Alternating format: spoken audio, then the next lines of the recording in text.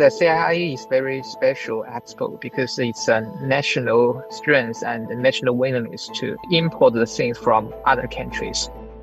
The European Union and European companies recognize the importance of the Chinese markets in different sectors. And this is what could explain the participation of so many different European companies in the exhibition, not only this year, but the years before. The strategic pivot of foreign companies to in China for the world marks, China's transition. Its transition from a world factory to a pivotal global innovation and supply chain nexus. The Chat Lounge. Chat Lounge. Chat Lounge. The Chat Lounge unpacks views and opinions on hot issues in a more casual way. Welcome to the Chat Lounge. I'm Xu Yawen. China's massive import fair is back and is bigger than ever. Over 4,000 companies from 155 countries and regions have set up shops at this year's China International Import Expo, where opportunity meets new markets. U.S. firms, for the seventh year in a row, are leading the pack with the biggest exhibition space. But beyond the numbers, what's fueling the CIIE's magnetic pull, and how is China's open-door approach reshaping global trade? Joining me today to discuss these questions and more are Dr. Zhou Mi, Senior Research Fellow at the Chinese Academy of International Trade and Economic Cooperation, Professor Josef Gregory Mahoney, Professor of Politics and International Relations at East China Normal University, and Professor George Tzogopoulos, Director of EU-China Programs and Senior Research Fellow at European Institute of Nice. Welcome to the chat. Dr. Zhou, let me start with you first. We know this year's CIIE has attracted over 4,000 companies from 155 countries and regions, setting a new record in scale. What do you think is the main reason the CIIE continues to attract businesses around the world? Well, I would say the CIIE is very special expo because it's a national strength and a national willingness to import the things from other countries. So it's a little bit strange at first, 8 years ago when China proposed this kind of idea. The other countries didn't know that why China is going to do with that. So, in the previous 8 years, we have seen that a lot of situation has changed, right? Like the trade rules or many kind of uncertainty, but China still committed to to just not hold this expo, but also trying to make it better and better. So I think that is really a very important commitment to the international community and other countries. They started by surprise, and now they are really have some confidence in doing businesses with China. So especially this year, we are seeing so many uncertainty like the protectionism, tariffs, a lot of changes of the commitment. I think that the world is thinking, how can we deal with this kind of problem? Well, China as the second largest consumption market in the world, we are really a potential area for so many countries to export to. So I think that is the reason why CIIE is so popular here and this year. So it's a kind of, the firm commitment and also our continued efforts to improve the import from other countries and trying to facilitate all the process. Professor Mahoney, as Dr. Zhou just mentioned, that China has maintained this position as the world's second largest import market, consumption market for 16 years. Aside from this supersized market, what are the other key factors that make the CIIE so consistently attractive to global businesses, and how do you interpret the message the expo is meant to send? Well, I think the CIIE's consistent appeal is largely a result of its evolution into a multifunctional platform, one that offers unparalleled market access, but also serves as a global innovation stage. It creates opportunities for fostering strategic partnerships. And we know, given the premier attending and offering the introductory speech, it operates with a very high level of institutional support. And again, as Dr. Zhou was mentioning, it provides a predictable and collaborative environment for international business, which is, of course, all the more attractive given the disruptions we've seen coming, particularly out of Washington this year. But I think, what we're seeing beyond this is a shift in marketing mindsets. We know that for global brands, success at the CIIE is something that now requires more than just coming and showing up and signing the sign-in sheet and having a nice little booth. It's become this place where people can come and tell their stories, where companies need to demonstrate how they are contributing to China's future priorities, including innovation and sustainable growth. And I think that what they're finding, of course, is that the most effective narratives are being delivered through partnership with local Chinese teams and showcasing this genuine long-term partnership with the market. I think we're also seeing this transition from selling to China to growing from China, where multinational corporations are increasingly using their presence in China as a strategic base for global operations. And we also see CIIE continuously refreshing its appeal by highlighting new economic sectors to encourage wider global participation. And this is something that I think has not only served some of the developed economies, it's also, we've seen it really impacting some of the least developed countries, where they have special set-asides or special booth areas where they can come in and start building a market position in China. So these are things that have always been part of it, but we see this expanding year after year. And in contrast with U.S. policy, these are some of the reasons why it remains so consistently attractive. Professor Mahoney, one thing that's very interesting, I think is worth noting, is that U.S. companies have maintained the largest exhibition area at the CIIE for the 7th consecutive years. And this year, representatives from American soybeans industries are also participating.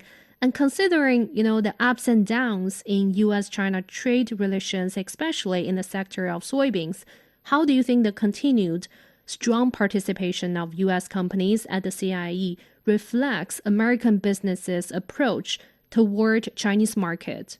Well, I think there are two answers here. I think on the first, the robust presence of U.S. companies at the expo is a continuing powerful testament that on the ground, commercial logic and the imperatives of the global supply chain, they often transcend political headlines. And for a large number of these firms, participating in China's market is not only is not simply a matter of short-term political calculation, but a long-term necessity for maintaining their global competitiveness. Now, with regard to soybeans, I think many of us probably saw Lu Xin's interview with some of the U.S. Soybean industry representatives who were at the expo. And all of them were very happy to be at the expo. They were very optimistic that the recent meeting between President Xi and President Trump would see a return to sales. We know that the U.S. agriculture industry right now is suffering tremendously. That for 2025, 2026, soybean alone is expected to lose 10 billion, and we know that this is largely attributable to the policies that Washington has pursued through tariffs, and in particular for directing tariffs at China. Now, one of the interesting things at the end of that interview was that Lu Xin asked if they could already see movement in the market, and they said not yet, but they're hoping to see it soon. But I think one of the things we have to realize is that already China has strategically moved 70% of its soybean purchases to Brazil. Brazil is, of course, a member of BRICS. Brazil doesn't have an antagonistic policy towards China. And I think on average, metric ton, the price is $21 cheaper for Brazilian soybeans. Now, we do know that China did commit to, I think, buying 12 million metric tons before the end of the year. And then I think somewhere around something in the mid-20s for next year.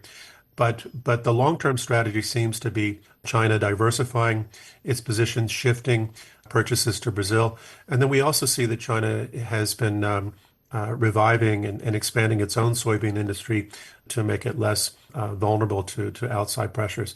So although we may see some rebound in U.S. In the U.S. soybean industry with China buying more, I think that the hard lesson of the last couple of years is that China needs to be more self-reliant, but also be able to buy its food from partners that aren't going to play games with prices. Let me come to Professor Tzogopoulos. Professor, so Europe's leading manufacturers, including the Dutch chip-making gear firm ASML, German companies like Siemens and Schott, have all participated in this year's CIIE. Their executives emphasize the importance of the event as a platform for innovation and growth in China. So considering the rapid developments in AI, new energy vehicles, and semiconductors, how do you see the CIIE helping European companies strengthen their presence in the Chinese market and foster long-term collaboration? Well, to start with, the European Union and European companies recognize the importance of the Chinese markets in different sectors. And this is what could explain the participation of so many different European companies in the exhibition, not only this year, but the years before. So at the economic and at the business level, there is a clear interest for collaboration. The problem that exists in today's world is that the European leadership is concerned about China's technological success, and this is posing some new challenges as far as the participation and the integration of European companies into the Chinese markets, is concerned, and vice versa. So I would distinguish two different levels of analysis. The first is the economic level, where clear opportunities for collaboration are existing, and the participation of so many different companies in the Shanghai exhibition is a clear example, as you correctly pointed out. But the second level of analysis is that of political disagreements and divergences between the European Union and China. But even here, I see in the recent weeks that there are important talks which are taking place in order to deal with existing disagreements. So on the whole, I would argue that there is no one in Europe who would not acknowledge the reality about China's technological success. And I remain hopeful that the participation of so many different European companies in the Shanghai market might be a good signal for collaboration in the future. Professor Tzogopoulos, I want to take a second to discuss this company, ASML. We know in the past year or two, this Dutch tech giant, its business in China has been affected by U.S. chip export controls. At this year's CIIE, company's senior official Shen Bo, who's the executive vice president of ASML Global and president of ASML China, said his company's participation in the event is not for commercial purpose, but to echo the spirit of open cooperation. So against the backdrop of this U.S. export controls on semiconductor equipment to China, how do you view the strategic balance European tech giants are trying to strike between adhering to their home country's regulatory demands and maintaining deep engagement with the Chinese market? Well, this is a very important question, which is reflecting the current debate that exists in the European Union. And as I said before, there is a clear economic appetite for collaboration with China, but this appetite for economic collaboration with China is clashing with different political and strategic interests, which are certainly dominating the political discourse in today's world. So the example of the Dutch company that you mentioned is highlighting exactly this trend that exists in Europe today. So on the one hand, this Dutch company is looking into the Chinese market as an opportunity because it is selling its own semiconductors and it can increase its profitability in so doing. And at the same time, it can also benefit by the innovation which is unleashed in the Chinese market. But at the same time, the export controls, which are advocated for by the United States, but to some extent endorsed by the European Union, are certainly impacting on the export strategy of this Dutch company and of other companies which operate in Europe and are exporting technological products. So once again, I would argue that it is important for the political leaderships of China and the European Union to intensify contacts. And it's very positive that even at the highest trade level between China and the European Union, consultations are continuing in order for solutions to be found, because it's not only the example that you mentioned, it's also the example of Nexperia, another Dutch company, which is currently at the epicenter of the news. I remain hopeful that through dialogue, solutions might be found, because I know that the disagreements are existing, but at the same time, if there is a will, there is always a way. The Chat Lounge. The Chat Lounge unpacks views and opinions on hot issues in a more casual way. Dr. Zhou, let's now zoom into Chinese Premier Li Qiang's keynote speech at the opening ceremony of the CIIE. So Premier Li said China remained resolute about supporting globalization and consolidating its economic ties with trading partners. And he also said that China's 15th five-year plan offers the world two certainties. First, certainty of development, and second, certainty of opening up. What do you make of these two certainties that he stressed, and what does this signal to the international businesses? Well, this kind of message is not our single one.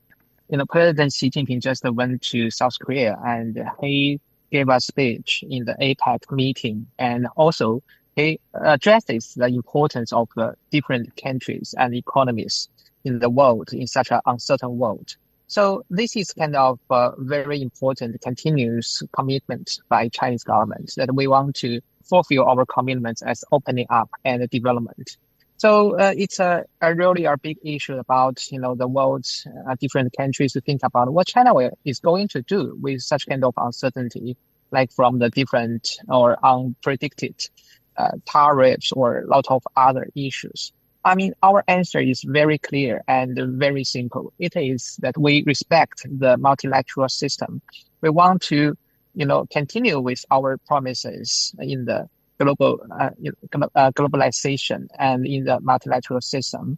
And I think that is natural for us to fulfill our commitments, although there may be some interruptions, or kind of impacts from other countries. We have to choose the right route for better collaboration. I think that you can find that also in the CIIE. We are seeing many companies are really voting by their actions instead of just saying something, as a slogan, as you just mentioned, the ASML. They are trying to stay here in China, although there may be some interruptions from the government. They still want to grasp the opportunities. As China, I don't think that we are trying to do something to protect ourselves, like for the isolation. We are going to continually decrease our tariffs for importing from other countries. It's just not just trying to fulfill our commitments in WTO. We have already fulfilled that many years ago. We continue to open our market for the investors, for different kind of stakeholders, because we believe that is the right way for us to benefit from this cooperation. So opening up is not just a benefit to the other side, also benefit us, because you can find that in the previous several decades, Chinese companies are getting stronger and more competitive because of this openness. We have a better, platform to compete with our partners, or also to cooperate with them. So I think that is the experiences we have gained from our own history. And I think that is also the principle that will lead us in the coming years. So this kind of opening up is not just trying to force other countries to obey China's decisions or accept our rules. We are sit together to discuss about the rules, the possible rules, or the right way moving forward. Actually, this afternoon, I joined our talk with some African country friends, and I think that most of them are really want to connect with China, because we are are a super large market, and we are providing so many opportunities. We are helping them to increase their capacities in such a uncertain world. So this is a really our kind of strategies. I think that it's just the benefit for most of us. And that is the reason why we can see so many people are really want to stand with China and strengthen the connections with Chinese market. That is, the way the market is doing businesses. Professor Mahoney, Premier Li also said at the event that China's economy will maintain its current global pace and suggested that China's GDP is expected to surpass 170 trillion yuan in 5 years, and that's about $23.9 trillion by 2030. What does that figure reflect about China's economic strategy moving forward, especially in terms of shifting from quantity-driven growth to a more consumption-driven model? Well, you're right. And I think one of the things that we've heard so far are analysts suggesting that this implies a nominal annual GDP growth rate of about 4 to 5% through 2030, shifting focus from sheer speed to the quality and sustainability of expansion. It signifies a fundamental transformation of China's economic engine. The strategy is to harness the vast potential of the domestic market to fuel future growth. Now, we know that China's consumption structure is undergoing a profound change with the Engel coefficient falling into the wealthy range and per capita GDP rising. Spending is shifting from basic necessities to services, education, culture, and experiences, what is termed development-oriented consumption. Now, this evolution is a core objective of China's high-quality development agenda. Now, the government is actively implementing policies to solidify consumption as the main engine of the economy, and this includes initiatives like the Consumer Goods Trade-in Program, promoting new consumption formats, and aiming to push total retail sales beyond 50 trillion yuan. Now, the goal is to create a virtuous cycle where a robust domestic market strengthens the entire economic system. As this relates to sort of the interest of China's international partners, the fact that the premier announced this at CIIE is itself a powerful signal. China is positioning its vast and growing consumer market as a key opportunity for global businesses. We know, and by the way, China has always been committed to reform and opening up, but I think to go back to the third plenum last year, where they inverted the long-standing rubric of reform so we can open up, but now we've reached a threshold where China realizes that it needs to accelerate opening up to really drive the next stage of reforms. So I think it's always important to go back to that third plenum and remember that this is the key strategy now, and of course coming not ironically, but in a sense logically, as some of the other countries are moving into protectionist positions.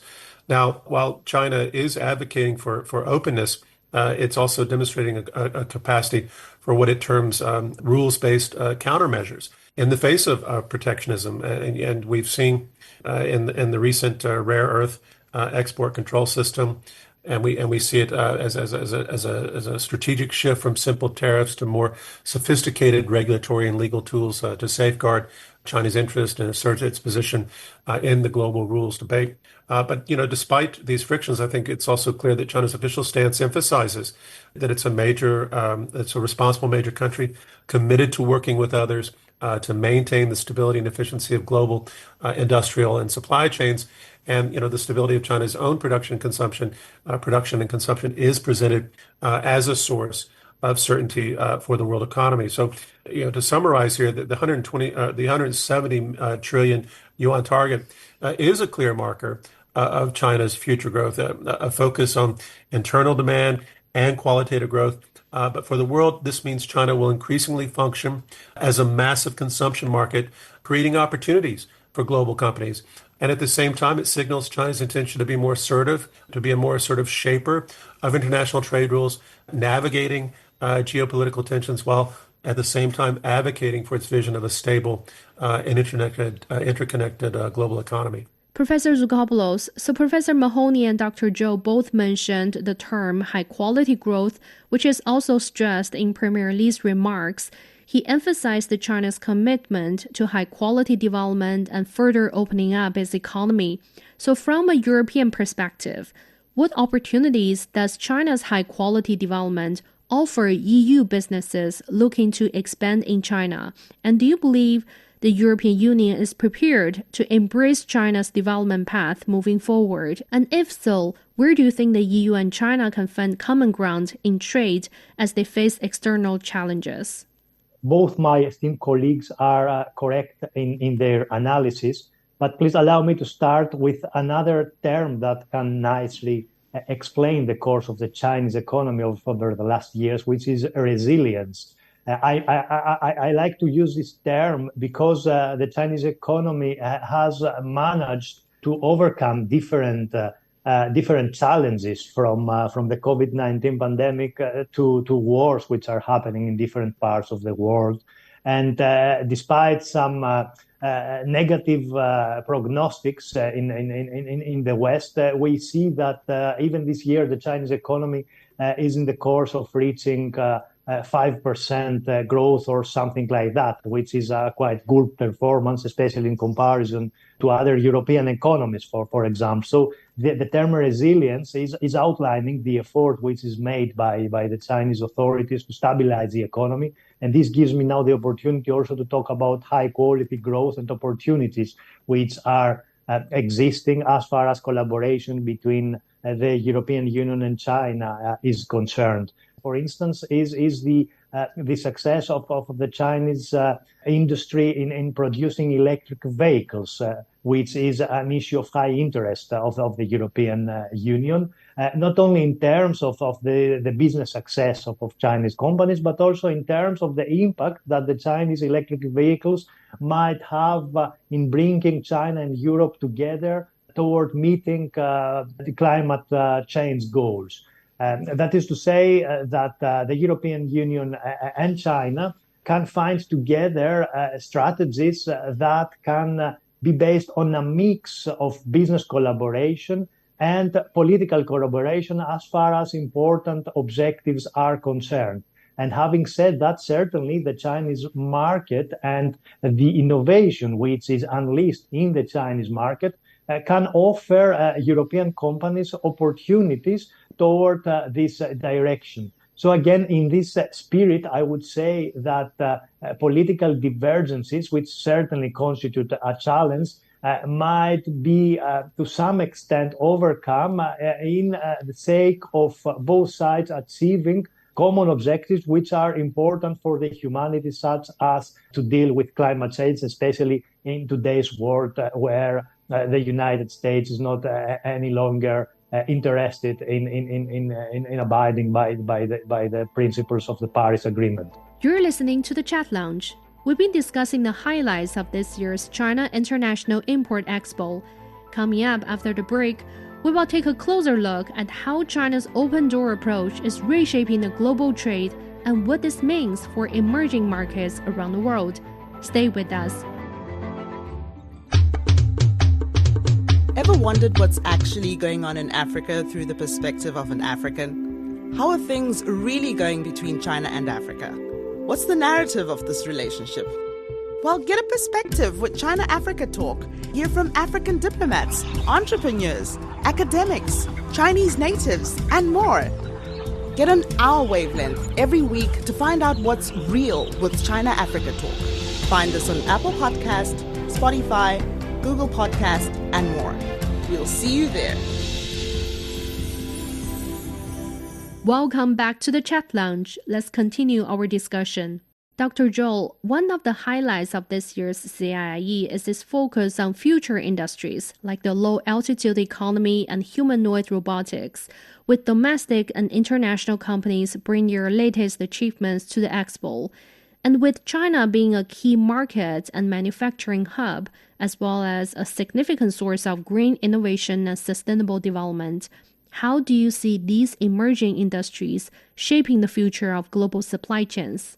Well, I agree that, when we are talking about these new and emerging industries, or we call it the future industries, China is really kind of a pioneers in proposing this kind of scenario or supply chain creation and targets. Maybe China is not leading every aspect, but I think that for Chinese government, it's very clear that we want to embrace this new technology. So in this regard, you can see that especially for some kind of a target or goals by the Chinese government, they really trying to encourage that the society, the economies, and the enterprises to pay attention to this kind of new ideas. This new technology is very, competing very hard in China. I mean, Chinese domestic, companies are really trying to have a better position in the supply chains of this, the artificial intelligence or new energy vehicles or other new energy products and services. So based on these kind of ideas, I think that the government is providing a better regulation environment and also some laws and other very certainty for the development. As we know that for the new technology, it has to be sometime, when the companies are putting more money than they can get from the investment. So they need some patience. They need some confidence about the development. If they are not able to see a sustainable and stable future, no one will try to put the risks in this kind of investment. In Wow. China, we are having a very good basis for this new technology because the manufacturing basis, because the people, especially the consumers in China, are curious to try the new things. And that is what you can find in the expos, no matter in Canton or in Shanghai. I think it's a kind of intention for the people to try the new things, which have given our very big support for the companies who are doing that things. So for collaboration in the world, some countries are just trying to blocking the export control of those high-tech related products, equipment, or even services. But China is willing to share our development opportunities with our friends. That's the reason why you can see in the CIIE Expo, many companies are trying to show their ideas, maybe not so sound as a application, but they really want to bring their ideas here to China, and maybe they can try to find some possible partners here in China. I think that is based on the mutual understanding about the possibilities and the trust of Chinese market, and that will bring even bigger, support for the development of those industries, technology, and also to reduce the cost a lot, which is very important for commercialize those technology and trying to come from the laboratory to the market. I think that's the reason why they come here and why they just trust that they can have a better development in China. Regarding to the future industry, China has actually put a lot of emphasis and investment into this field in the high-tech sectors. Data like from last year shows that China's research and development expenditure surpassed the 3.6 trillion yuan, making China the world's second largest research and development investor. And because of that huge amount of investment, that could be one of the factors that today China is at this leading position in many high-tech sector. Let me just add one comment to your discussion. Sure. You're absolutely correct that China has been accelerating its investment in research and development. And it's done this consistently through the years, but we've seen some major increases in the last several years. I think this has always been part of a long-term strategy as China was moving up the value chain. And certainly as we were approaching new points, sometimes we even call them singularities, with paradigm shifting technologies. And of course, these developments have been made all the more dear by the U.S. trying to impose effectively technology blockades. But in addition to the increases in R&D, I think it's always important to recall that China has long done a very good job in training students and professionals in STEM related fields. So China has this tremendous foundation for being able to produce people who can make these contributions to the economy. China has long had this tremendous capacity for training students and other professionals in STEM, and has long been the envy of countries like the United States for this ability. And so we see these efforts maturing in a lot of different ways now. As I think Dr. Zhou said earlier, China isn't the absolute leader in all the major fields right now, but it is a leader in several and a close competitor in the rest. But in my own research, one of the things that I've emphasized is that China today is the world's most advanced technological society, not in terms of absolute basic sciences or tech supremacy, but in the way that you can find government tech abilities, the commercial sector, the people all pulling together to provide comprehensive solutions to challenges, but also exploiting opportunities. And I think it's in this context that we can view CIIE as one of these tech solutions, one of these social tech solutions. And this is what is captivating for a lot of people as they come to China. And certainly, when people come to Shanghai and they see how incredibly convenient life is here in terms of digital governance, digital payments, the ability to move quickly around the city in very efficient ways and get access to the information or services or products that they need.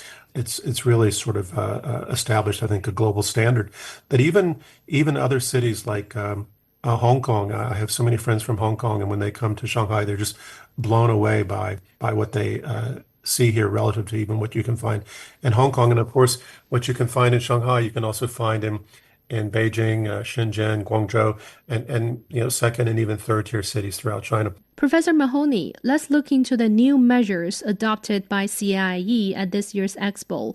You have also mentioned earlier in the program. So for the first time, the Expo has established a dedicated exhibition area for products from the least developed countries with diplomatic ties with China, providing free booths for enterprises from 37 least developed countries and enabling them to fully take advantage of zero tariff policies to access Chinese market.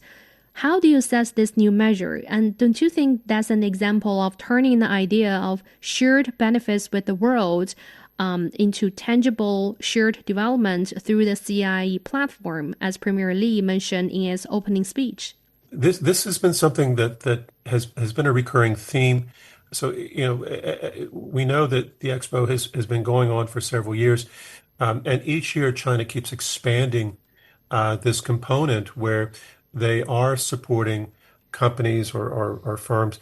They are working with LDCs, especially those who have good, positive relations with China, to identify local producers who can come into the Chinese market and establish themselves and do so in a way that can bring unique products, good products to Chinese consumers, but also in ways that can generate sort of a win-win growth model, so that these countries in the global South, which we know China has taken a special interest in growing and developing, building strong partnerships, trying to help them break out of centuries really of cyclical underdevelopment, trying to bring the Chinese miracle, the Chinese solution to the global South. All of these things, I think, are part of the much bigger principles that President Xi has repeatedly emphasized in terms of a shared future for humanity, but also in particular China standing shoulder to shoulder with the least developed countries, particularly those in the global South, where it believes it can not only provide a constructive role to help them develop, but do so in ways that will also serve the greater interest of China itself. Professor Tzogopoulos, so this year's Expo has launched a 530 square meter cross-border e-commerce selection platform integrating product display, transaction, logistics, live streaming, and matchmaking services to create a green channel for over 1,500 MSEs for more than 50 countries. So for MSEs from the global South and less developed nations, many of which face challenges such as limited capital, weak logistics networks, and low brand awareness. How can this integrated platform help them overcome the last mile barriers to entering the Chinese market? Well, I would start my answer by saying that not so much is known about this green channel in the West, which is indicative of how China is able to proceed with innovative solutions as far as foreign companies are concerned, and their services, the improvement of their services in the Chinese market and beyond are concerned. So even to talk about an idea which is not very well known in the West, illustrates why China is becoming a key player in the sector of innovation. Now, to be more specific about the Green Channel, what I find very interesting and stimulating is that it goes beyond the issuance of visas into other areas which are facilitating the attraction of capital within China itself, from the part of different companies, small state-owned enterprise and beyond. I know that our discussion is focusing on the global south in that regard, but I would also like to offer the European perspective. Sure. And it's interesting that this green channel mechanism, for example, is facilitating the attraction of capital through panda bonds. And there is an EU member state, Slovenia, which is interested in the Chinese market in that regard, and has issued or will issue panda bonds. It is another example which is highlighting how this green channel can facilitate the effort of small enterprises to enter the Chinese market, and again to expand their presence in the Chinese market and beyond in Asia and other countries. So again, the green channel measure, in my opinion, is a very interesting idea that can be also carefully studied in the West as far as business interconnectivity is concerned. Dr. Zhou, so as part of the CIIE, the Hongqiao International Economic Forum in Shanghai released this report named World Openness Report 2025, and it shows that China's openness index has increased by nearly 30% over the past 35 years, while global openness edged down in 2024.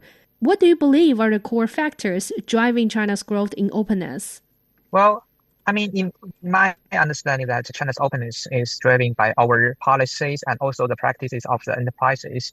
Well, in this report, they may have a different kind of indicators to show that differences on the attitudes compared with the previous term, like the previous year. So, in my understanding, that China is sending a very clear signal that we want to open our market. That must be our kind of important messages, which has been well accepted by the market. Well, the second is China is really are good at improving our regulation and also the laws to have a better support for the openness. As an openness, I think that there are two directions, the inward and the outward. For both sides, China is improving our practices and trying to reduce barriers to facilitate all the process, and also giving some kind of support like the cross-border data flow or some of the new practices. But the third one, I think that openness also coming from the market performance and expectations.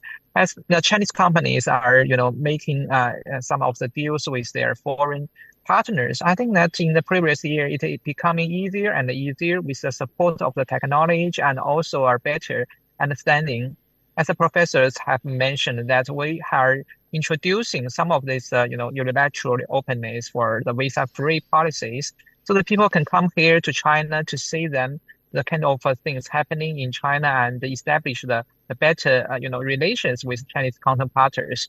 That is also the role of the Cartoon Fair and also CIIE. They are providing opportunities for the people to meet with each other face to face. That is kind of a very practical and important way for establishing the trust. So, there may be more indicators or kind of dimensions for, evaluating the openness. But I believe that from the heart of the, the view of the enterprises, they really believe that China is trying to open the market wider and wider and also accept the opinions and the suggestions from all our friends. That is very important, especially when some other countries trying to protect them by the isolation. The Chat Lounge. The Chat Lounge unpacks views and opinions on hot issues in a more casual way. Professor Mahoney, regarding World Openness Report, we have noticed that economies ranking high in the Openness Index, such as Singapore, Hong Kong SAR, and Ireland, are small or outward-oriented economies that rely heavily on international trade. Given the rise of protectionism, how do you think developing countries and regions should balance expanding openness with protecting domestic industries? Well, for developing countries, they have to find the right balance. They need to make strategic choices in order to build resilient and competitive economies that combine some elements of openness and protection. So one of the things that I think China has learned from its own experience, and I think others can learn from China, is that you need to pursue smart and gradual opening. And the goal is not, openness for its own sake, but to find the most suitable level. And you can expand overseas in areas that align with your long-term development goals, like attracting greenfield investments in strategic sectors, while also, using temporary WTO consistent measures to protect critical nascent industries. And so, the focus should be on finding a sort of a golden combination point. Additionally, there's a need to sort of diversify trade partnerships. We know that the global economic center of gravity is shifting. Developing countries need to actively expand trade within the global south and deepen regional integration.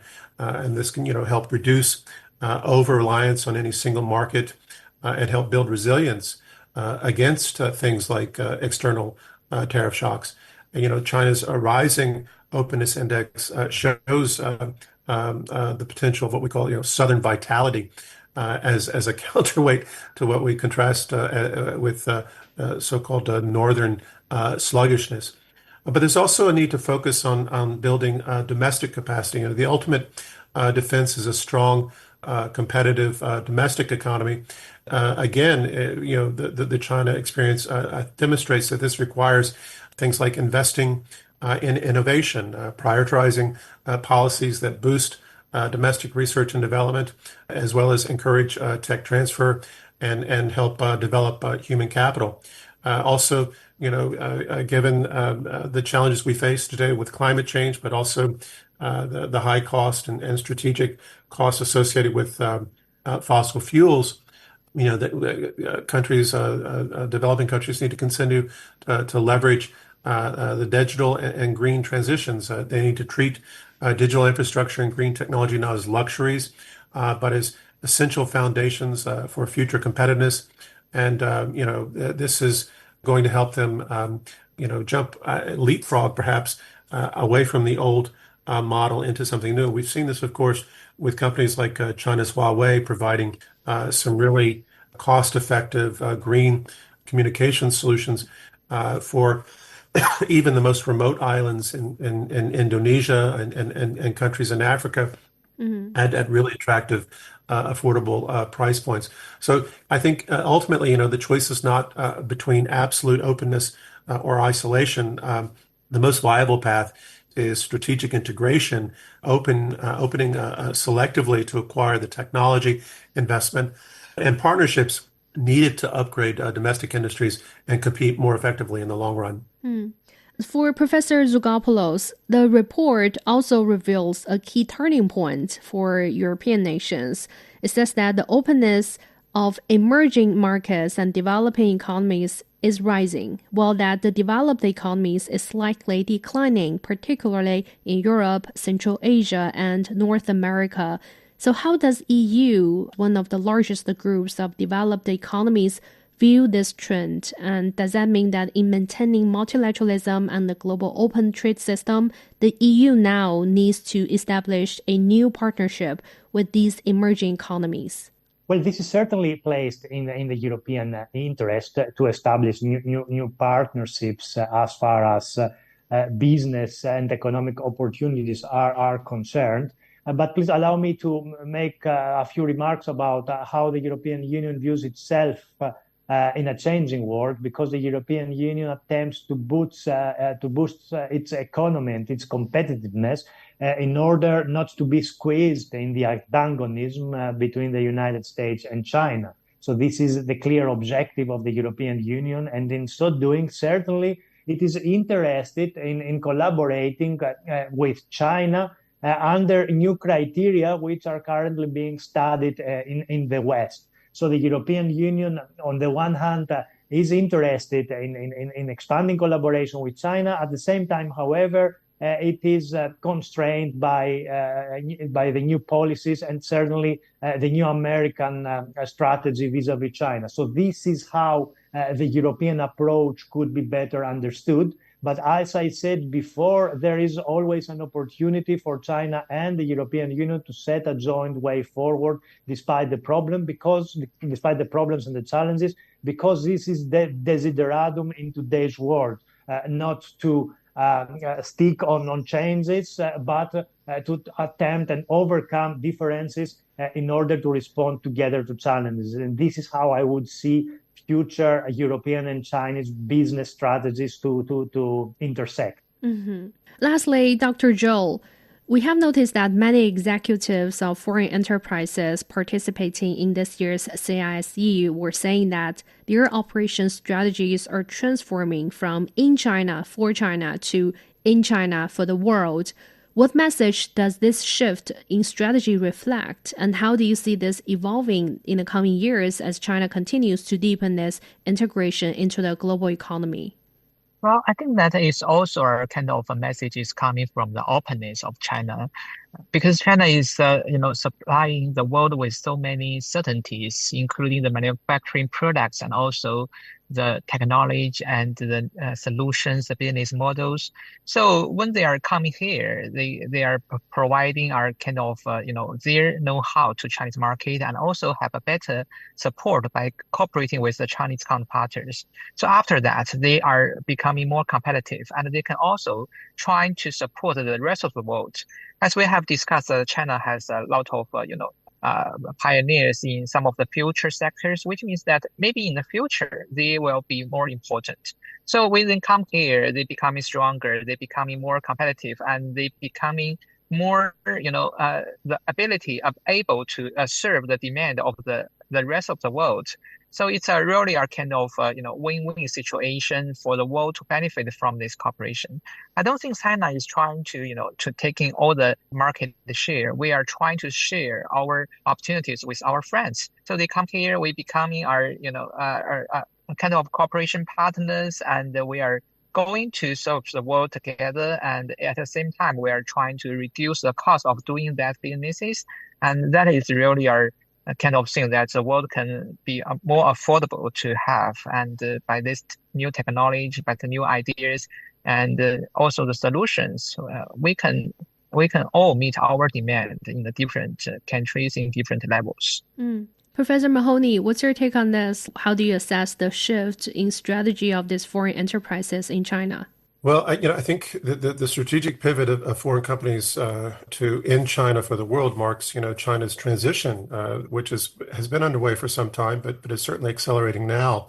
Its transition from a world factory to a pivotal global innovation and supply chain nexus. So, as China continues to advance high standard opening up, this trend will deepen and further, weave China into the fabric of the global economy and foster a new era of mutually beneficial cooperation. And let me just say, one of the things that I have utmost confidence in is China's capacity to innovate solutions to whatever challenges the U.S. or anyone else throws at it, be they related to chips or any other concern.